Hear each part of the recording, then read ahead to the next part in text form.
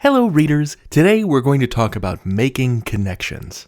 So, I don't mean to brag, but I have at least one friend. I'm kind of a big deal. I have friends at work, friends from the schools I attended, friends in my apartment building in my neighborhood, friends from places I used to live.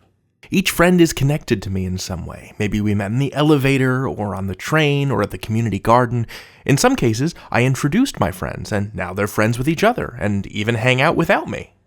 Each friend is connected to me or to each other in a different way, and for a different reason.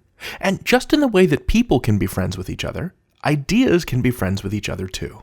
Understanding how ideas in a text connect to each other and to the topic of the text will help me understand what I'm reading.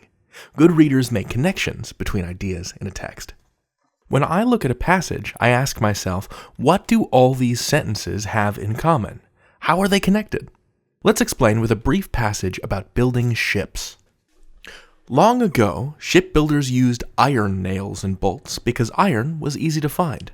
They soon learned the disadvantages of using this metal on a boat. Iron quickly rusts and decays, especially near the salty ocean. They switched to using brass, which lasts longer. I want to use this paragraph to describe 3 common ways authors show connections: comparison, cause and effect, and sequence. Comparison. What's the same or different between two ideas? So what's similar between brass and iron is one example. We can say, okay, both of these are metals and both were used in shipbuilding. Now what's different between them?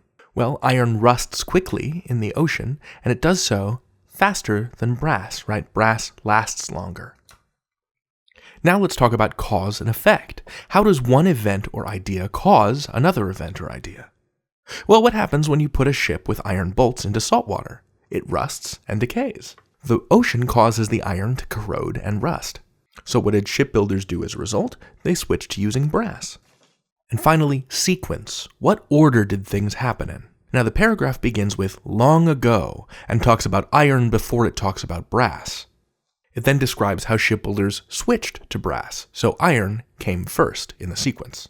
So when I read this passage on shipbuilding, even though it is very short, I'm able to make a lot of connections between ideas.